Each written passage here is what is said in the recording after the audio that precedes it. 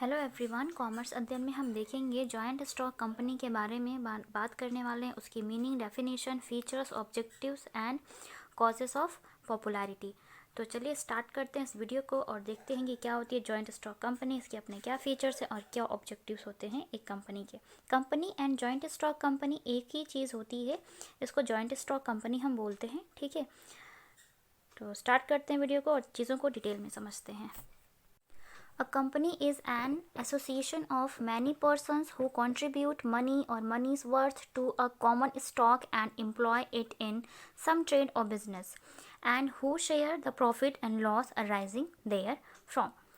अगर हम बात करते हैं एक कंपनी की, तो कंपनी क्या होती है? कई सारे लोगों का एक संगठन होता है। ठीक है, एसोसिएशन होता है। उसमें क्या होता है, बहुत सारे लोग आपस में मिलते हैं, एक दूसरे के साथ जुड़ते हैं और कुछ पैसे कंट्रीब्यूट करते हैं, मनी कंट्रीब्यूट करते हैं कॉमन स्टॉक के साथ। उस कॉमन स्टॉक में उस पैसे को लगाते हैं और फिर क्या स्टार्ट करते हैं, एक बिजनेस स्टार्ट करते हैं। ठीक है, और जो भी वहाँ से प्रॉफिट या लॉस अराइज होता है उसको क्या करते हैं, वो लोग आपस में शेयर करते हैं।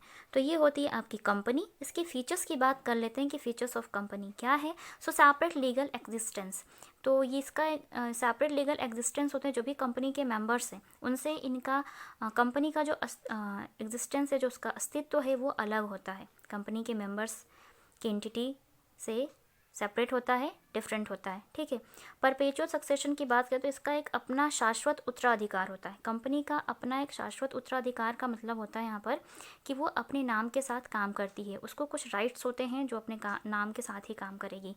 ठीक है, लिमिटेड लायबिलिटी की बात करें यहाँ पर, तो जो भी कंपनी के मेंबर्स होते हैं उनकी जो लायबिलिटी होती है वो लिमिटेड होती है। ऐसा नहीं किसी एक मेंबर को सारी लायबिलिटीज़ का पेमेंट करना है या उन्हें बियर करनी पड़ेगी। सारे ही मेंबर्स के लिए लिमिटेड लायबिलिटी यहाँ पर होती है। तो मुझे यकीन है आपको ये पॉइंट समझ में आ गया और कंपनी क्या है और ये जो पॉइंट्स हैं इनका क्या मतलब होता है। सेपरेट लीगल एग्जिस्टेंस का मतलब होता है कि इसका एक पृथक वैधानिक अस्तित्व होता है। पृथक वैधानिक अस्तित्व, जो भी उनके मेंबर्स हैं उनके अस्तित्व से ये अलग होती है। कंपनी हमेशा अपने नाम के साथ करती है। आपने सुना होगा, आप कभी भी किसी भी बड़ी कंपनी, कोई भी छोटी कंपनी अगर एग्जिस्टेंस में, तो आप उसके ओनर का नाम नहीं जानते होंगे, आपको सिर्फ कंपनी का नेम पता होता है। तो कंपनी अपने नाम के साथ काम करती है।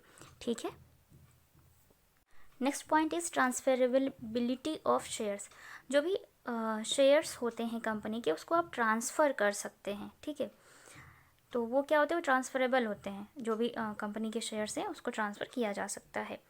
कॉमन सील की बात करें तो कंपनी एक कॉमन सील के साथ वर्क करती है, जिसको आप मोहर बोलते हैं। उस मोहर के साथ अपना काम करेगी। स्टाम्प होता है, उसके साथ काम करे, जिसमें कंपनी का नेम और उसका एड्रेस होता है। ठीक है, separation of ownership control. Company जो होती है, ओनरशिप उसका जो है वो उससे क्या होती है, उससे कंट्रोल की जाती है। सेपरेशन ऑफ ओनरशिप कंट्रोल, जो भी उनके मालिक है उनसे अलग होती है। अगर वो जो भी कंट्रोल कर रहे हैं, कंपनी पे कंट्रोल लगाते हैं या कंपनी के जो भी काम हो रहे हैं उस पर जो वो नियंत्रण रखते हैं, उनसे अलग होती है। वॉलंटरी एसोसिएशन की बात करें तो ये एक ऐच्छिक संगठन होता है। ऐच्छिक संगठन मीन्स कुछ लोग आपस में मिलते हैं अपनी इच्छा अनुसार। ठीक है, और फिर इस टाइप की कंपनी को क्रिएट करते हैं और इस कंपनी के साथ बिजनेस करते हैं।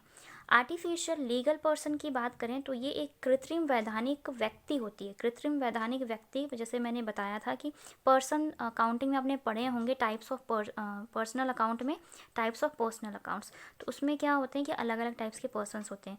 एक नेचुरल पर्सनस होते हैं जिसमें हम लोग आ जाते हैं, इंसान आते हैं। आर्टिफिशियल पर्सनस वो होते हैं जैसे जो कंपनीज़ हैं, कोई इंस्टीट्यूशंस हैं, बैंकिंग इंस्टीट्यूशंस हैं, तो वो अपने नाम के साथ काम करती हैं, तो वो आर्टिफिशियल पर्सन होती हैं। ठीक है, कॉरपोरेट फाइनेंस की बात करें तो कंपनी का अपना फाइनेंस होता है, कंपनी का वित्त होता है, कंपनी का पैसा होता है, फंड होता है उनके पास। तो कॉरपोरेट फाइनेंस होता है, कंपनी अपने नाम के साथ और अपने फाइनेंस के साथ काम करती है। स्टेटरी रेगुलेशन एंड कंट्रोल, कंपनी का एक वैधानिक कुछ रूल्स रेगुलेशंस होते हैं जिसके थ्रू कंपनी कंट्रोल करती है।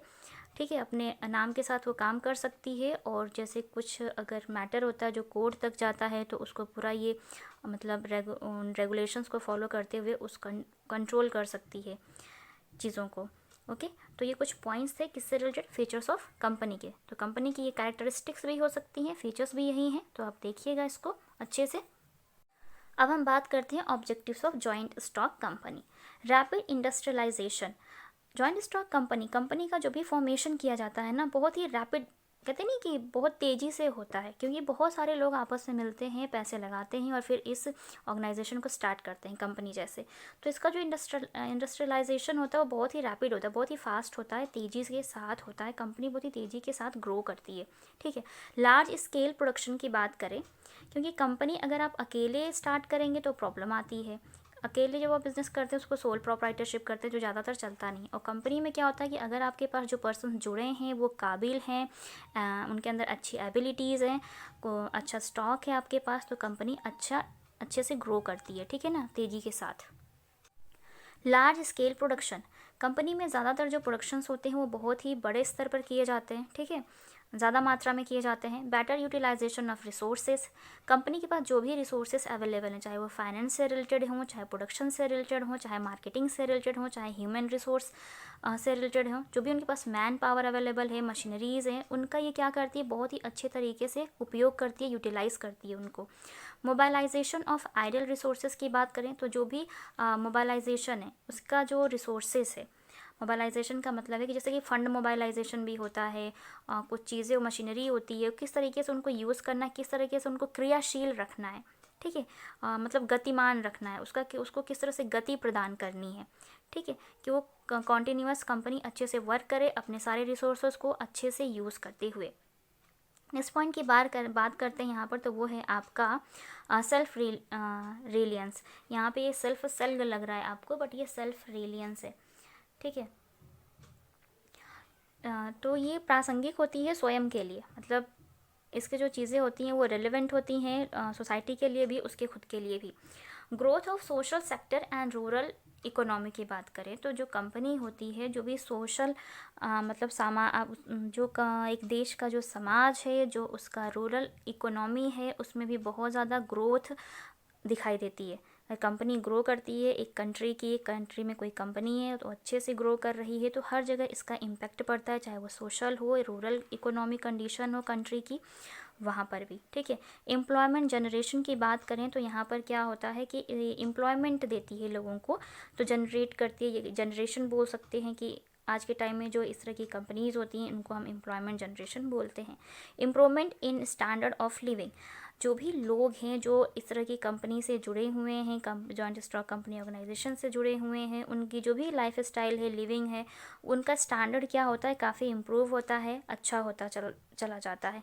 तो कंपनी के ये कुछ ऑब्जेक्टिव्स थे जिसकी वजह से इस तरह की जो जॉइंट स्टॉक कंपनीज़ होती हैं इनको फॉर्मुलेट किया जाता है, बनाया जाता है। बहुत सारे लोग आपस में मिलकर इस तरह के संगठन का निर्माण करते हैं ताकि सभी का क्या हो सके, बेनिफिट हो सके, चाहे वो सोसाइटी है, चाहे गवर्नमेंट है, चाहे रूरल एरिया है, चाहे आम पब्लिक है किसी भी कंट्री की, तो उनका लाइफ स्टाइल क्या हो सकते, इम्प्रूव हो सके और वो अच्छे से अपनी लाइफ स्टाइल जी सके। ठीक है, और उन्हें एम्प्लॉयमेंट भी दिया जा सके और जो भी रिसोर्सेज हैं उनका अच्छे से यूटिलाइज़ किया जा सके। तो इसलिए जॉइंट स्टॉक कंपनी का जो होता है फॉर्मुलेशन होता है और ये बहुत ज़्यादा इंपॉर्टेंट रोल प्ले करती है और ये मेन ऑब्जेक्टिव्स हैं इनके। जो यकीन है आपको ये सारे पॉइंट अच्छे से समझ में आ गए होंगे। तो आज की वीडियो में बस इतना ही, मिलते हैं नेक्स्ट वीडियो में और उसमें हम डिस्कस करेंगे जॉइंट स्टॉक कंपनी के advantage, disadvantage and causes of popularity, कि ऐसी कौन सी वजह है जिसकी वजह से ये कंपनी जो है जॉइंट स्टॉक कंपनी पॉपुलर हुई है और बहुत ही ज़्यादा मतलब अभी ट्रेंड में है, लोग हर किसी को सुनिए तो अपनी कंपनी बनाना चाहता है। ठीक है, तो वो नेक्स्ट वीडियो में डिस्कस करेंगे। आज के वीडियो में बस इतना ही, मिलते हैं नेक्स्ट वीडियो में, तब तक के लिए take care and thank you so much for watching this video.